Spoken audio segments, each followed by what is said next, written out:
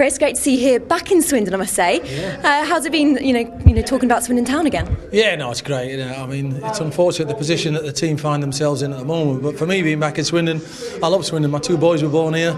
I met my wife here. So, well, no, I'm only kidding. But it must be nice just, actually talking about your career and, how far you've come. Yeah, I mean, that's it. It all started, I started at Portsmouth, but I had two spells at Swindon, two fantastic spells, under Danny Williams, Bobby Smith, Lou Macari, three managers who really knew what they were doing. Well, no, Danny didn't, but, but he got away with it. And now obviously working for Sky Sports, I have to say you've probably been the most entertaining celebrity I've had to do research on. Frampton Park, 7 forward. Do you want to talk us about a few of the things that you've done with Stu? To be honest, in terms of doing games for Sky, I mean, everyone talks about that game. I actually had the good fortune of having to be there, and Jeff Stelling was having to cue to me every 5 minutes, which was incredible. And even though it was 7-4, it actually could have been 12-all.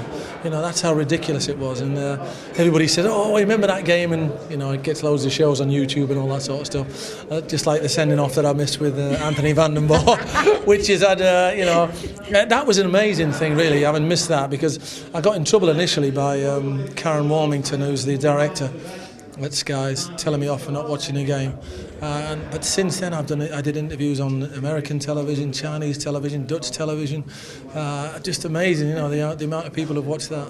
And obviously you get to go on Soccer AM from, just being your character. And I have to mention Take Me Out, beginning of the year. How did you find that? Yeah, well, all the girls switched their lights off. I mean, I cannot understand that one. You wouldn't have switched yours off, would you? Mine would have been firmly on, Chris, don't you worry. So, but your personality, everyone loves you and things, so you must love coming and doing evenings like this. Yeah, I do. To be honest, I don't do enough because I'm so busy with the football and that. But it was an opportunity. It's pancreatitis. It's another illness. It's another way of trying to make some money through charity, and I'm just happy to help out. I've known Eddie Nielsen and Ricky Porter for a long, long time. When I was here before, Ricky Porter had the county ground when I was a player here, and Ricky used to look after me, in the pub on the corner when I had the occasional shandy, Just the occasional one, wasn't it? So if they ask you to do something, you can't say no.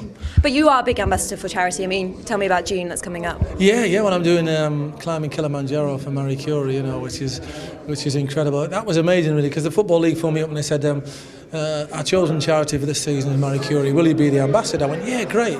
So they said, well, you don't have to do this, but we're climbing Kilimanjaro. We've got 2 climbs, one on June the 9th and one on June the 20th. So would you climb it? So I said, well, I can't be the ambassador and say no, can I? I've got to do it. So I'm doing it, and I'm looking forward to doing it, although I've got a golf week the week before. Love that you put that in. That's and talk to me about Soccer AM. I mean, that must be fun on a Saturday. Yeah, no, it's great, it's great. Cami do it, and people like all those things. It was karaoke last year, and Soccer AM like me doing it, and it just keeps me in touch with every age group, which is incredible. And it's amazing now, from kids from sort of like 5 and 6 onwards. Want to speak to us, have their picture taken with, to the old grannies who watch me on a Sunday morning.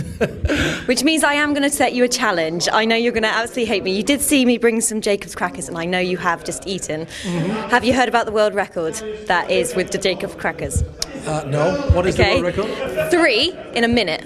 3 in a minute? Do you think you could do that? No. Are you going to give it a try? I will go as usual. Right, okay, and also I've got the Casio, so I'm going to do it properly, because if you actually do it, you get your name in the Guinness Book of Records because it's being recorded. So I'm going to set out 3 for you. Right. In a minute.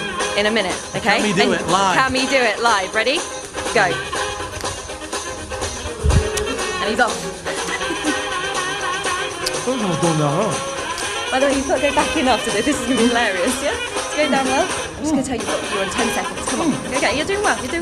I'm glad that you're not, panicking about this, because sometimes we set the challenge, people seem to panic and cut their lips and dry mouth. It's good, okay? He's on to a second. It's good. I'm just going to tell you coming up to halfway, so I want you to pick up the pace a little. Okay? Okay. I think that you're a salivary man. I thought that was going to be the case when I set you the challenge, so this is all good. Okay, you're on 40 seconds coming up, okay? Okay, and you've got 1 more to go. Okay. Can you do the next one in 20 seconds? I feel like it's slowing down a little bit, Chris, yeah? Okay, I should keep talking to you. Okay, you're coming up to 50 seconds. Right now, I'm just going to put that 10 seconds. 8, 7, 6, 5, 4, 3, 2, 1. I have to say, fair play, good effort. That's all that was left. That's been your first challenge. You're going to need to spit that out, aren't you? Thank you very much, Chris, for the interview, and I hope you have a lovely evening. Thank you very much.